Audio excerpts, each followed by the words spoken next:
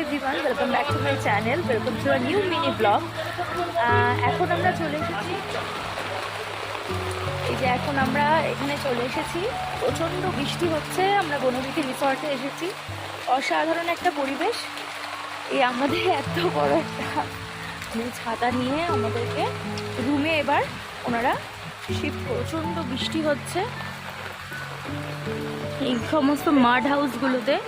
এর মধ্যে যে কোনো একটাতে আমরা থাকবো। আমাদের নাইট স্টে আছে।